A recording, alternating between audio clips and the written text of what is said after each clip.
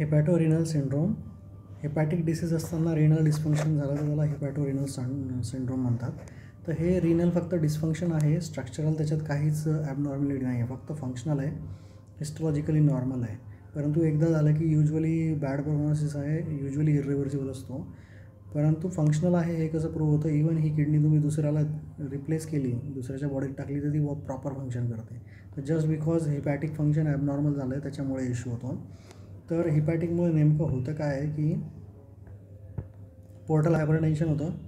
Portal hypertension झालं की त्याचं मागे बॅक प्रेशर होतं, त्याच्यात व्हॅझोडायलेटर सिक्रेट करतं एंडोथिलियम, जेणेकरून पुढे फ्लो वाढावा. तो स्प्लॅन्किक व्हॅझोडायलेशन होतं, तर तिथेच पूर्ण जमा होऊन जातं ब्लड. तर आर्टेरियल सिस्टीममध्ये नाही जात, आर्टेरियल अंडर फिलिंग होतं.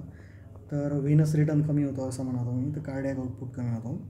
ॲडिशनली सिरोटिक कार्डिओमायोपॅथीमुळे पण कार्डियक आउटपुट कमी होतो. या दोन गोष्टींमुळे इव्हेंच्युअली कार्डियक आउटपुट कमी होतो. कार्डियक आउटपुट कमी झाला, GFR कमी होतो. GFR कमी झाला की मग व्हॅसोकन्स्ट्रिक्टर रिस्पॉन्स येतो तुमचा, रास, सिम्पॅथेटिक आणि व्हॅसोप्रेसिव्ह. पण याच्यात त्याने BP वाढला आहे असं काही एक्सप्लिसिटली BPचा काही क्रायटेरिया नाही आहे, त्याच्यावर काही कमेंट नाही आहे. व्हॅझोडायलेशन, अंडर फिलिंग, हार्मोन्स, मग त्याच्यामुळे ADHमुळे फ्री वॉटर रिटेन्शन होईल, डायल्युशन होईल. अल्डेस्टेरॉनमुळे पण रिटेन्शन होईल, परंतु फ्री वॉटर जास्त आहे त्याच्यामुळे डायल्युशन होईल. इथे हायपरनॅट्रेमी व्हायला पाहिजे पण हायपोनॅट्रेमी होतं आहे. तर फ्लुईड आहे त्याच्या मानाने सोडियम कमी आहे. नंतर अँजिओटेन्सिन पण होतं, नॉरएपिनेफ्रिन पण सिक्रेट होतं, रिनल व्हॅसोकन्स्ट्रिक्शन होतं. तर त्यांचं म्हणणं आहे की रिनल व्हॅसोकन्स्ट्रिक्शनमुळे हिपॅटोरिनल सिंड्रोम होतं आहे. So this is the key.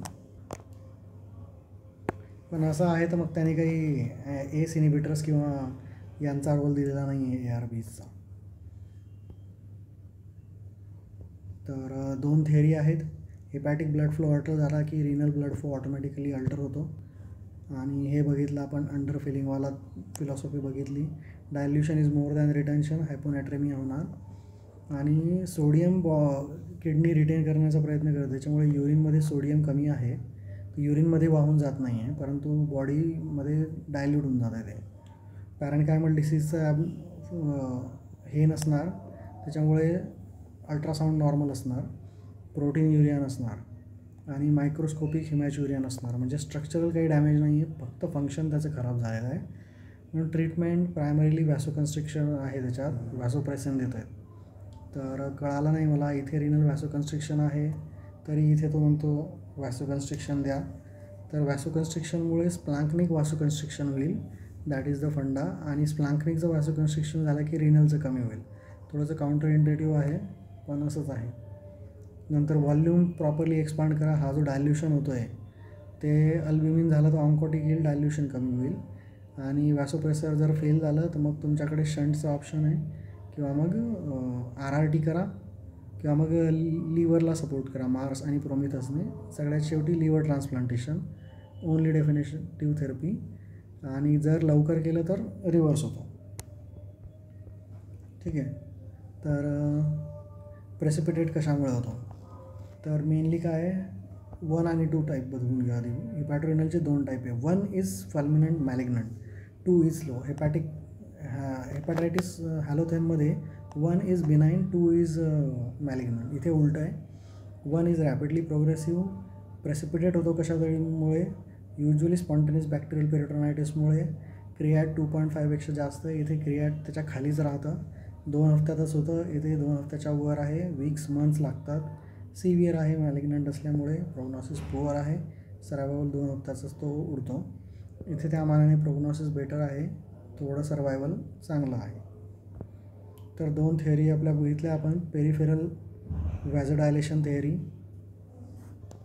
तर पेरिफेरल स्प्लॅन्किकमुळे पेरिफेरल होणार, कारण की स्प्लॅन्किकमधनं जे डायलेटर्स सिक्रेट होणार ते पोहोचणार तुमच्या सिस्टेमिकमध्ये अंडर फिलिंग होणार आणि GFR ड्रॉप होणार, कार्डियक आउटपुट ड्रॉप होणार. तर इथे आता थोडं बोललं लागलो की ठीक आहे, सिस्टेमिकचं पण अंडर फिलिंग होतं आहे, बघितलं आपण, रिटेन्शन होणार. किंवा दुसरं मग हिपॅटोरिनल रिफ्लेक्स, की हिपॅटिक ब्लड फ्लो अल्टर झाला तर रिनल अल्टर होतो आहे. तर क्रायटेरिया काय आहे त्याच्यामुळे? बघा सिरॉसिस असला पाहिजे. 2 वेगवेगळे क्रायटेरिया आहेत. असायटिसवाल्यांचा क्रायटेरिया आणि हा एक वेगळा आहे. लो GFR असला पाहिजे. काय तर क्रिएटिन वाढलं असलं पाहिजे. इथे मिनिमम 1.5 आहे, 2.5च्या वर गेला की टाईप 1 होतो. नंतर पॅरेंकायमा नॉर्मल असलं पाहिजे. स्ट्रक्चर काही नसायला पाहिजे, म्हणजे प्रोटीन युरिया नसायला पाहिजे, RBCs नसल्या पाहिजे, नॉर्मल अल्ट्रासाऊंड असलं पाहिजे आणि इतर प्रेसिपिटेटिंग रिनल प्रायमरी नसलं पाहिजे, म्हणजे शॉक नसला पाहिजे, नेफ्रोटॉक्सिन नसले पाहिजे, इन्फेक्शन नसलं पाहिजे आणि डायुरेटिक थेरपी थांबवून किंवा फ्लुइड लोड देऊनसुद्धा रिनल इम्प्रूव्हमेंट होत नाही आहे. ते म्हणतात हाय डायुरेटिक दिल्याने पण रिनल बॅड होतो आणि फ्लुइड नसेल तरी बॅड होणार. तर डायुरेटिक काढून बघितलं, फ्लुइड देऊन बघितलं तरी इम्प्रूव्ह नाही होते. तर नो इम्प्रूव्हमेंट म्हणजे डायग्नोसिस ऑफ एक्सक्लुजन आहे की बाबा सिरोसिस आहे आणि त्याच्यात स्ट्रक्चरल काही डॅमेज नाही आहे, फंक्शनल डॅमेज आहे फक्त आणि काही रिनल कॉज नाही सापडत आहे, याचा अर्थ ते हिपॅटोरिनल आहे. ॲडिशनल मायनर क्रायटेरिया त्यांनी टाकून दिले की ऑलिगोयुरिया असावा, युरिनमध्ये सोडियम कमी असावं, म्हणजे किडनी ॲब्सॉर्ब करते, युरिनमध्ये नाही जाते, आणि डायल्युशन आहे सिरममध्ये, सोडियम कमी झालं आहे, स्ट्रक्चरल डॅमेज नाही आहे, RBCs नाही आहे युरिनमध्ये, युरिन ऑस्मोलॅरिटी ग्रेटर आहे, म्हणजे किडनी फंक्शन करते परंतु ऑप्टिमम नाही आहे. हा सिमिलर आहे की सिरॉसिस नंतर मग त्यांनी क्रिएटचा क्रायटेरिया दिला, पॅरेंकायमल डिसीज नसणार in absence of shock, nephrotoxin or not responding, no improvement more than 2 days of diuretic withdrawal आणि व्हॉल्यूम एक्सपान्शन. तर ट्रीटमेंट सपोर्टिव्ह आहे, ABC, no toxins, protein restriction, volume expansion. First is vasopressors की systemic आणि काय म्हणतात त्याला स्प्लॅन्क्निक व्हॅसोकन्स्ट्रिक्शन होईल तर GFR इम्प्रूव्ह होईल. फर्स्ट लाईन आहे व्हॉल्यूम एक्सपान्शनसोबत. नंतर टार्ली ब्रेसिन चॉईस आहे. जर त्याच्याने नाही झालं मग टिप्स करावं लागेल, त्याच्याने नाही झालं मग एक्स्ट्रा कॉर्पोरियल सपोर्ट द्यावा लागेल RRTचा. आणि मग हिपॅटिक डायलिसिस आहेत 2, मार्स आणि प्रोमिथस. तर प्लाझ्मा सेपरेट करतात आणि ॲडसॉर्प्शन करतात, हिमोडायलिसिस करतात. तर हिमोडायलिसिस हा पण त्यांचा पार्ट आहे. आणि अल्ब्युमिन बाउंड सबस्टन्सेस रिमूव्ह करतात, वॅसोडायलेटर्स रिमूव्ह करतात, टॉक्सिन्स. हे थोडं फेकाफाकीच आहे.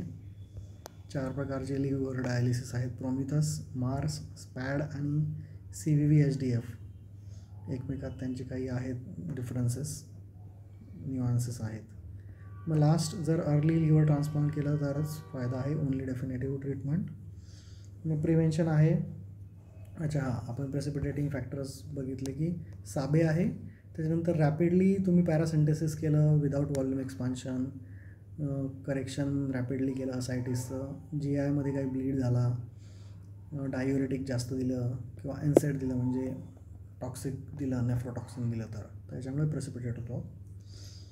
तर प्रिव्हेन्शन हायपोव्होलेमिया नसला पाहिजे, जे निगेटिव्ह आहे, डायुरेटिक डोस दिल्यानंतरही थांबत नाही आहे, असायटिस स्लोली ट्रीट करा, अल्ब्युमिन कोलोड करा, नेफ्रोटॉक्सिन नका देऊ, बाकीचा इन्फेक्शन, डिसइलेक्ट्रोलायटेमिया, हिमोरेज कंट्रोल करा, अल्ब्युमिन द्या, असंच आहे.